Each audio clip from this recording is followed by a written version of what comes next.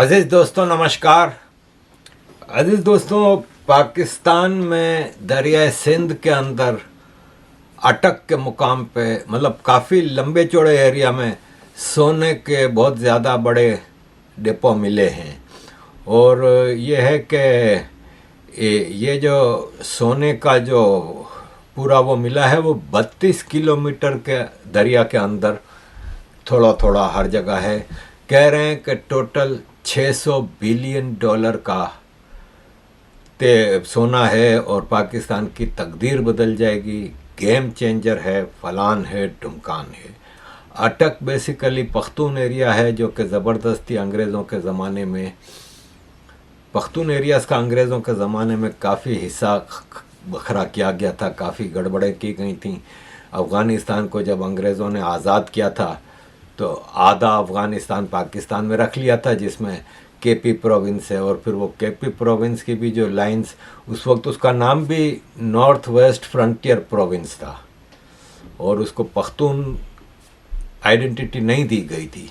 ये इमरान खान ने आके इसका नाम केपी चेंज किया है।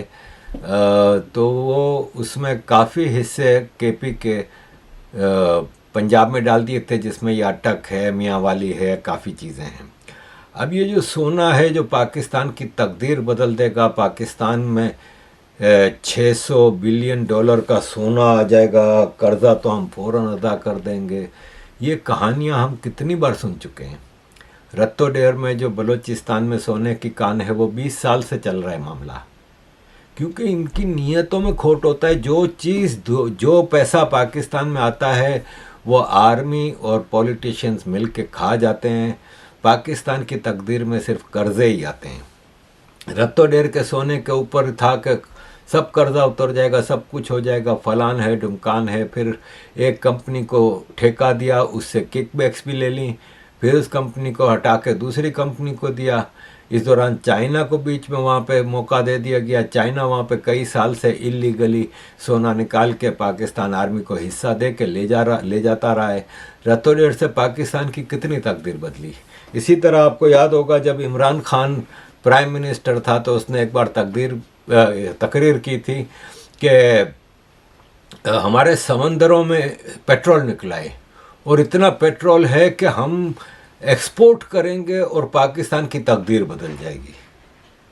अब वो सोना तो वो पेट्रोल तो कहीं से नज़र नहीं आ रहा।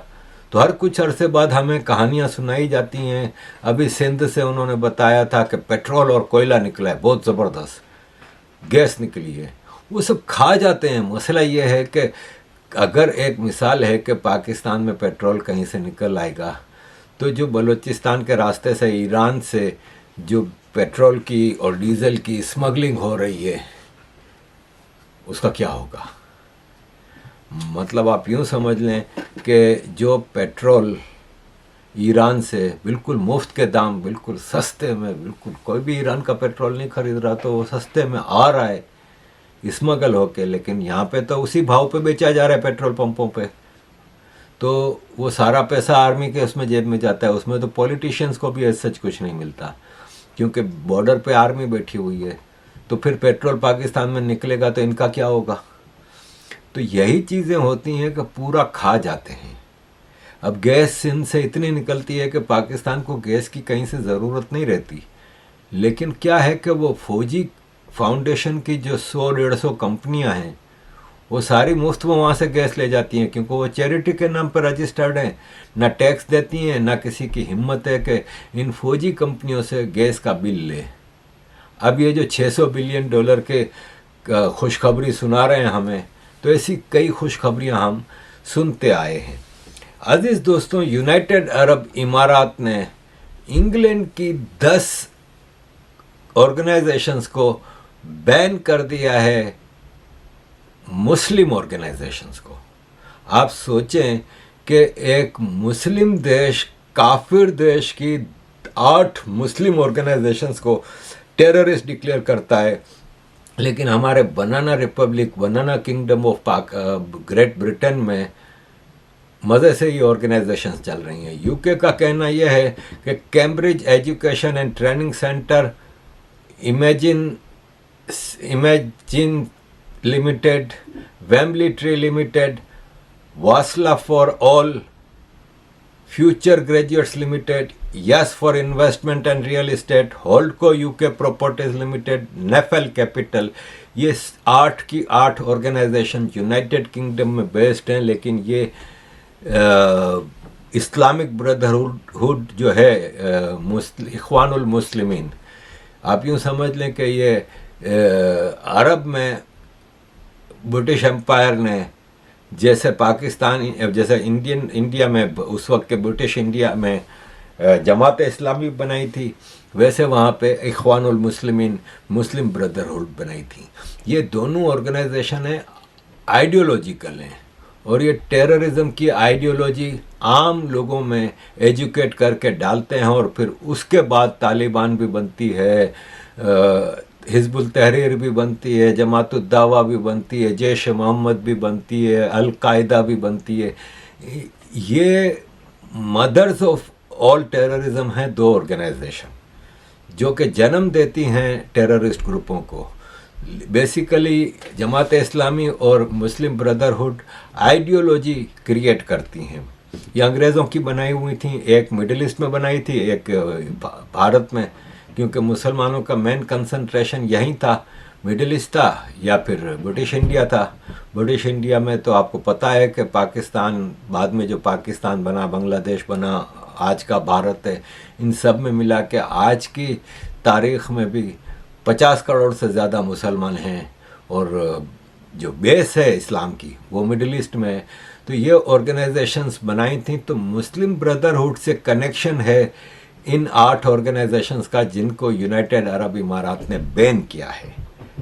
अब मैं आपको पहले किसी प्रोग्राम में डिटेल में समझा चुका हूँ कि किंग फैसल के ज़माने में इस पे बड़ा ख़दशा हुआ था कि ये मुस्लिम ब्रदरहुड है ना, ये अरब देश के लिए नुकसानदेह है, और उसको सऊदी अरब और बाकी ऑर्गेनाइजेशंस ने टेररिस्ट डिक्लेयर करके बैन किया हुआ है कई दशकों से।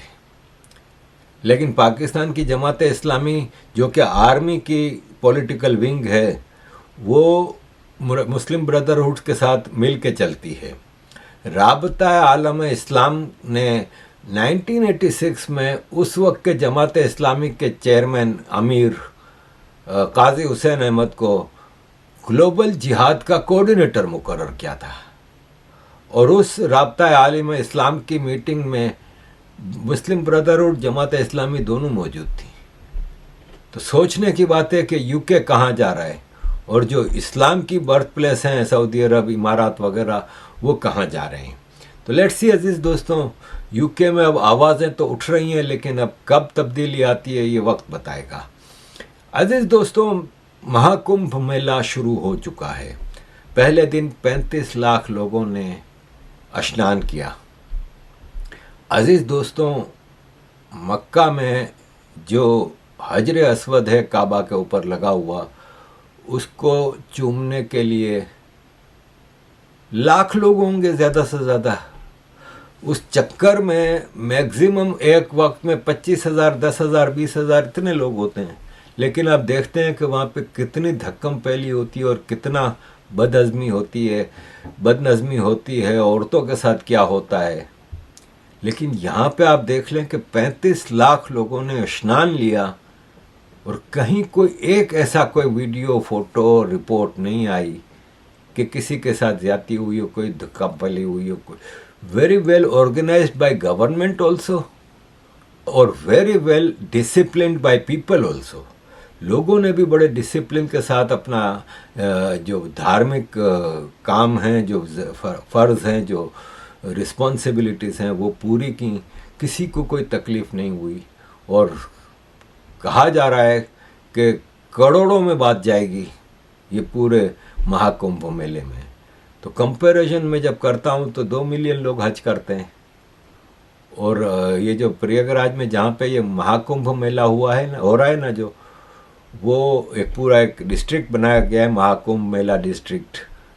वो डिस्ट्रिक्ट में करोड़ों लोग आएंगे, जबकि सऊदी अरब में जो हज होता है ना, उसमें पूरा मक्का, मीना, अरफात, मुज़दलिफ़ा, बड़े बड़े मैदान हैं, वो इस महाकुंभ मेला डिस्ट्रिक्ट से काफ़ी बड़ा एरिया है। बिलियंस ऑफ डॉलर खर्चा करती है सऊदी अरब के। सऊदी अरब की ये one of the biggest income है हज और उम्रा। इसके बावजूद आप देख लें कि वहाँ पे कितनी बदनज़मी होती है, कितना। हम तो वहाँ पे पैदा भी हुए हैं और बचपन भी गुजारा है वहाँ पे, जवानी भी गुजारी है। हमने तो वहाँ के हालात देखे हैं वहाँ पे। क्योंकि मसला ये है कि गवर्नमेंट कितना भी कर ले कुछ, जब आपका मज़हब आपको वो रूल्स या डिसिप्लिन नहीं सिखा सकता तो फिर आप यही करोगे। और लालच होती है। मैं जब छोटा था तो पहली बार जब हम गए थे तो मेरे फादर कह रहे थे कि कहा जाता है कि हजर अस्वद को चूमने का मतलब है आपने अल्लाह के राइट हैंड को चूमा है। हालांकि इसकी कोई ऑथेंटिसिटी नहीं मिली, लेकिन ये अब क्या होता है कि जन्नत नज़र आती है। हर आदमी को जन्नत की ऐसी लालचें दी गई हैं कि वो मरता मारता घुस जाता है। अभी मैं मुफ्ती तारिक जो है पाकिस्तान का आउट स्पोकन मुफ्ती तारिक मसूद, उसका एक इस मसले पे उससे सवाल किया गया था किसी ने फतवा लेने के लिए कि क्या इतनी धक्कम पीली में औरतों का जाना उधर बोसा लेने के लिए, चूमने के लिए हजर अस्वद को जायज़ है? तो उसने कहा बिल्कुल नाजायज़ है, इसकी कोई ज़रूरत ही नहीं, क्योंकि वो एक सुन्नत है। देखें, इस्लाम में एक होता है फ़र्ज़ है, वो आपके ऊपर लाजिम है कि आपने करना है।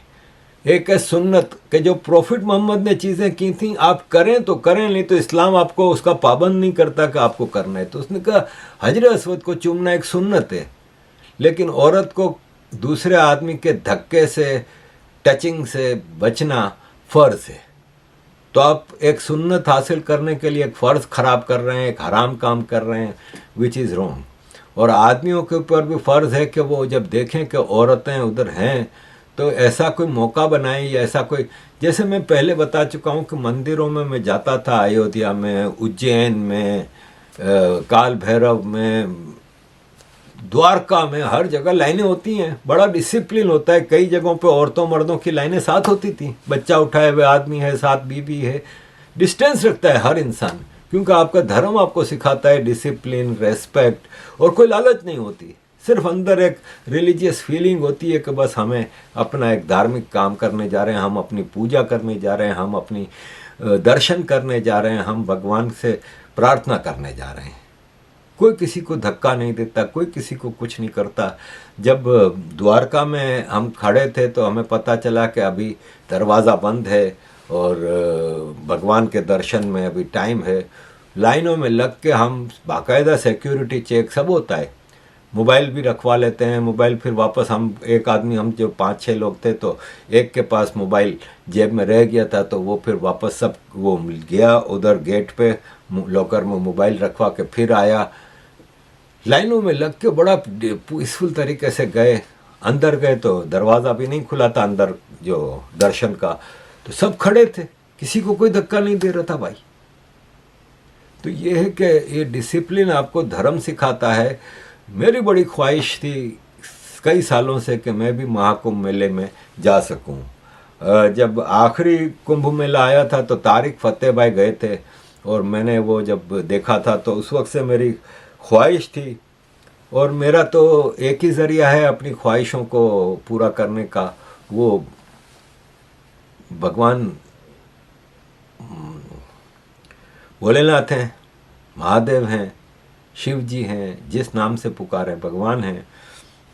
मैं तो उनके आगे ही चीज़ें रखता हूँ। और ज़ाहिर है उनकी मर्ज़ी नहीं थी तो पहले उन्होंने मुझे सोमनाथ बुलाया, सारे अपने स्थान दिखाए, काफ़ी सारे तो नहीं लेकिन काफ़ी सारे। अब ये है कि महाकुंभ मेले के लिए मैंने रिक्वेस्ट डाली थी, लेकिन शिव जी शायद मुनासिब नहीं समझते थे, तो मेरे नसीब में नहीं है। अब एक तो ये 144 साल बाद आया है, तो आगे तो 144 साल के बाद तो पता नहीं हमारा, लेकिन जो अगला कुंभ मेला आना है वो भी 12 साल बाद आना है। और 12 साल बाद तो आई डोंट थिंक कि जिस हिसाब से मेरी लाइफ है कि मैं ज़िंदा हूँगा। तब मेरे जहाँ भी कितने भी दोस्त हैं जिनका पता चलता है कि वो जा रहे हैं उधर महाकुंभ मेले में, तो मैं उनसे यही कहता हूँ कि मेरी तरफ से भी प्रार्थना कर लीजिएगा। और मेरे नसीब में नहीं था, तो आप में से भी जो जाते हैं मेरी तरफ से प्रार्थना कर लीजिएगा। और ये कि फिर भी हमें महादेव की कृपा से हम हरिद्वार में स्नान कर चुके हैं, ऋषिकेश में गंगा मैया, बनारस में गंगा मैया, तो ये सब चीज़ें हमारे नसीब में थी तो हमने कर ली हैं। आगे जो कुछ नसीब में होगा वो देखा जाएगा। अजीज़ दोस्तों, एक ख़बर मैं पाकिस्तान के हवाले से शेयर करना चाहूँगा कि पाकिस्तान में इंटरनेट है ना, उसका हाल ख़राब है। और आजकल आपको पता है जितना कारोबार होता है वो इंटरनेट से चलता है। भाई हमारा इंटरनेट मोबाइल में एक मिसाल है, कहीं नेटवर्क नहीं आ रहा, हम रास्ते में हैं तो 5 मिनट के लिए नहीं आता, हम परेशान हो जाते हैं। आजकल बैंकिंग ऐप सारी उधर से चलती हैं, यूपीआई चलते हैं, पता नहीं क्या कुछ इंटरनेट से चलता है, बड़ी बड़ी कंपनियों का सारा कुछ इंटरनेट पे होता है। पाकिस्तान से मतलब आप समझें इंटरनेट स्लो होने की वजह से बहुत ही इन्वेस्टमेंट ख़त्म हो रही है। कई दुकान मतलब जो बिजनेस सेंटर्स हैं वो बंद हो रहे हैं। और ज़ाहिर है एक्स जो कि ट्विटर है वो लास्ट ईयर फरवरी से तकरीबन 1 साल हो गया पाकिस्तान में बैन है। लोग इसको वीपीएन से इस्तेमाल कर रहे हैं, लेकिन अब वो वीपीएन ना चला सकें इसलिए इंटरनेट को स्लो रखा है। और आप यकीन माने ये पूरे पाकिस्तान का हाल है। और एक्सक्यूज़ ये देते हैं कि वो दरअसल शार्क मछली है ना, वो समंदर में होता है ना इंटरनेट का सारा केबल, तो वो शार्क मछलियाँ खा गई हैं। तो उस पर बिलावल भुट्टो ने कहा कि पता नहीं यार ये शार्क मछलियाँ सिर्फ पाकिस्तान के समंदर में क्यों केबल खा जाती हैं, बाकी दुनिया के समंदर में कभी भी इंटरनेट के केबल को शार्क मछली नहीं खा सकती। अब आप मुझे बताएं कि पाकिस्तान के इंटरनेट केबल्स में ऐसे क्या है कि जो हमारे समंदर के मछलियां हैं वो सिर्फ पाकिस्तान के इंटरनेट केबल्स खाते रहते हैं, वो भी जब भी इस्लामाबाद में कोई धरना हो। अस्सलाम वालेकुम, आई माई सेल्फ शमशीरुद्दीन शार्क जी। मैं आज आप लोगों के सामने इसलिए पेश हुआ हूँ कि मुझे आप लोगों से एक इल्तिजा करनी थी, स्पेशली टू पाकिस्तानी अवाम। मैंने समंदर में आज तक इतनी मछली नहीं खाई जितनी आप लोगों की गालियाँ खा चुका हूँ।